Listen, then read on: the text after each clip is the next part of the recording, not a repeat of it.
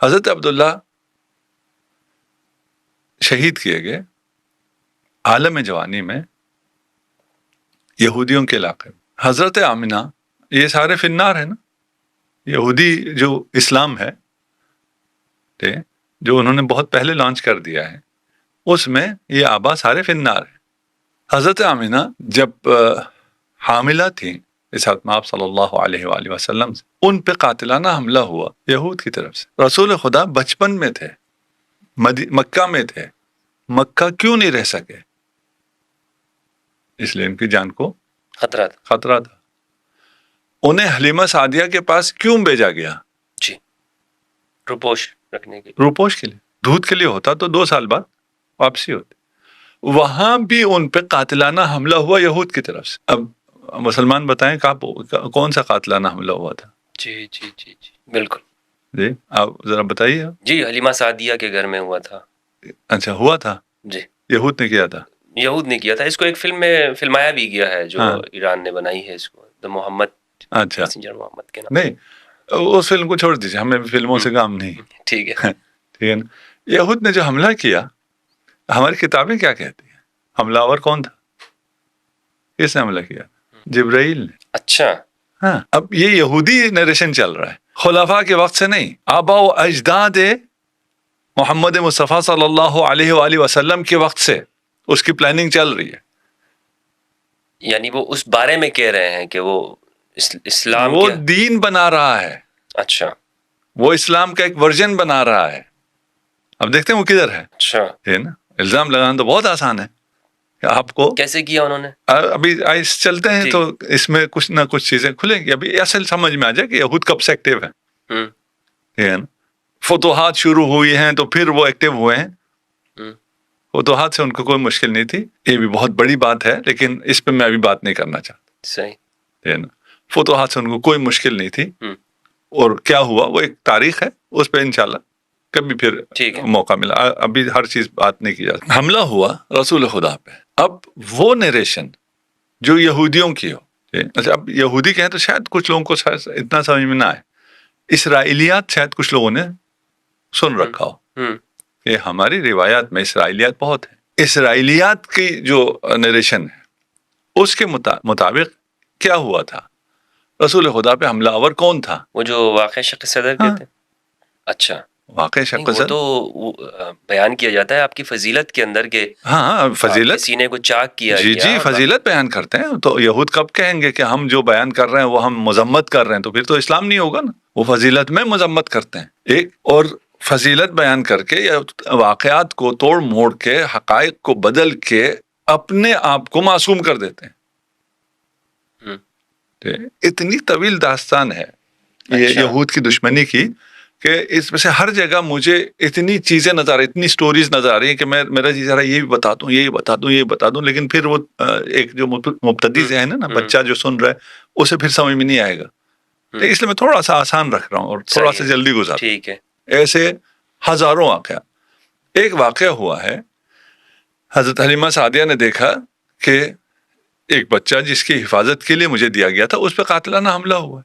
وہ خون میں لت پت ہے. اس کیسے بیان کیا کہ یہ حملہ ہم نے کیا؟ نہیں جی بالکل ہم نے نہیں کیا. یہ کیا ہوا تھا؟ یہ حضرت جبرائیل نے اوپن ہارٹ سرجری کی تھی. کیوں اوپن ہارٹ سرجری کی تھی؟ اس لیے کہ محمد کے دل میں وہ سیاہ کیا کہتے ہیں پتہ نہیں اس کو دبا تھا یا وہ ایک کہتے ہیں کہ وہ شیطان کا حصہ تھا. الیاذ باللہ استغفر اللہ العظیم. ٹھیک ہے نا. وہ تھا اسے انہوں نے اچھا نکال لیا. دیکھیں کچھ چیزیں جھوٹ ثابت ہوتی ہیں سند سے. ابھی تو ہم اس بحث میں جا ہی نہیں رہے کہ ان کی سندیں کیا ہیں ان کے بیان کرنے والے کون ہیں. اب وہاں بھی آئیں گے ہے نا. آپ ایک یہودی کا نام لے رہے ہیں نا عبداللہ ابن سبا اس پہ بھی آ جائیں گے اور ادھر ایک یہودیوں کی پوری لسٹ بھی دکھا دیں گے جو یہ سارے کام کر رہے ہیں. میں نے آپ کے فرقے کے حوالے سے سوال کیا تھا. آپ اتنے دور جا کر آپ نے یہودیوں کے تعلق کو لے کر آئے. آپ چلیں نزدیک آ جاتے ہیں کیا کریں ہم.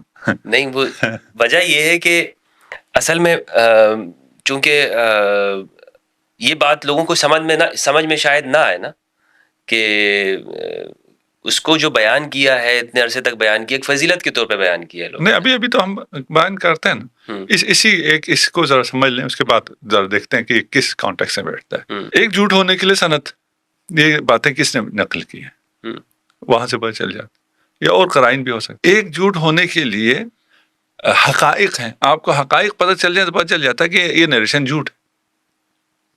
اس زمانے میں اوپن ہارٹ سرجریز نہیں ہوتی تھی، اس لیے لوگوں کو پتہ نہیں تھا کہ پتہ نہیں اگر انسان کا سینہ چاک کیا جائے اس میں سے نکلتا ہوگا، سیاہ دبا ہوگا. اور نعوذ باللہ رسول خدا محمد مصطفیٰ صلی اللہ علیہ وآلہ وسلم کے بھی کچھ ایسے میں آگے بول بھی نہیں سکتا بالکل کہ کچھ تو ہوگا نا جس کی وجہ سے یہ دبا آیا ہے. پتہ نہیں کیسے بیان کر دیا انہوں نے. ہاں یہودیوں نے بیان کیا نا، یہودی نریشن ہے.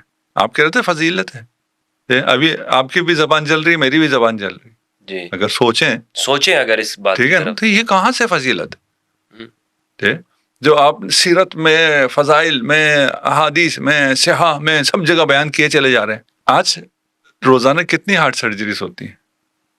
ہزاروں میں.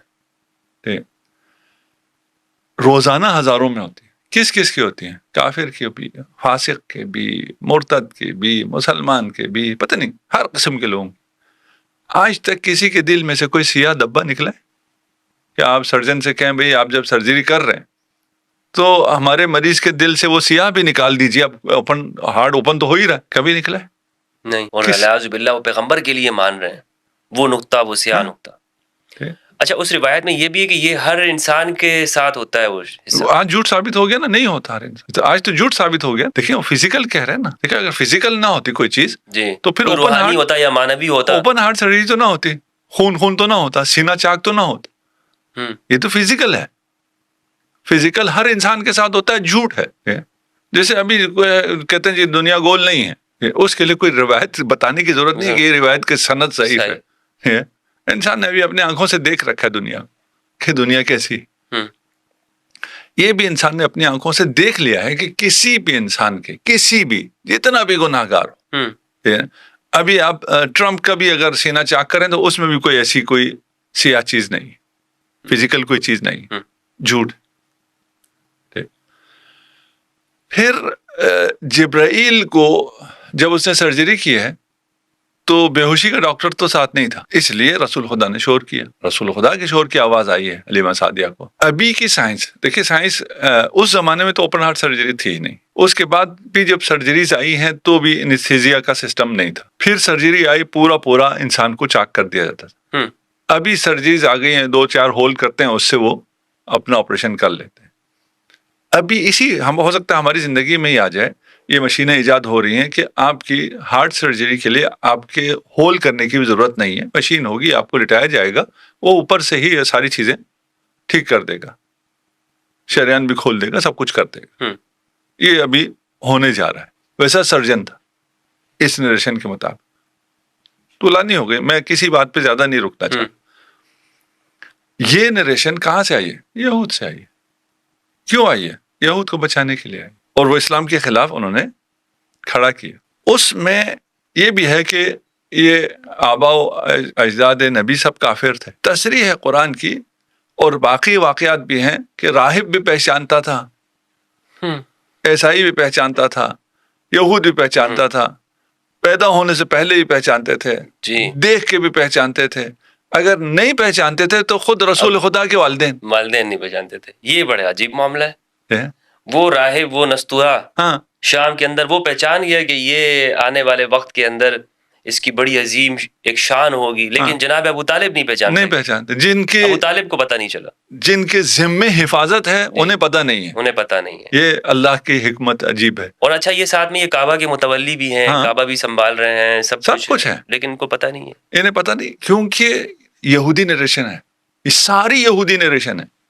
اچھا ابھی آپ ایک آدھ جگہ تلاش کر رہے ہیں نا کہ یہودیوں نے کدھر کیا ہے. اگر آپ میری بات پہ آ رہے ہیں ٹھیک کہ جہاں سے میں لے کے چل رہا ہوں، تو یہ بڑا پھر اس کے بہت یعنی شاید جس بچے کو سمجھ میں آئے اس کو آج رات نیند نہ آئے.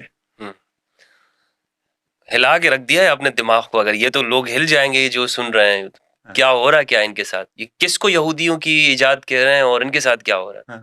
ٹھیک ابھی ہم کسی کو کوئی الزام نہیں لگا رہے, ہم تو کوئی نہیں کہہ رہے کون ہے.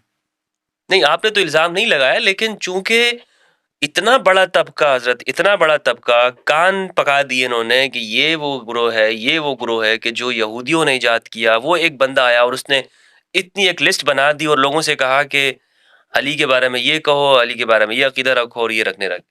مطلب یہ پوری دنیا کو لگا دی انہوں نے, ایک اکثریت کو مسلمانوں کی, اور اسی میں دور کر دیا ایک دوسرے. یہی یہودیوں کی سازش یہی ہے. دیکھیں یہاں الزام نہ آئے, ہم نے ایک ورژن تیار کیا ہے, اس پہ الزام نہ آئے, طریقہ کیا ہے, وہی الزام دوسرے پہ لگا دو, وہ دفاع کرتا رہے.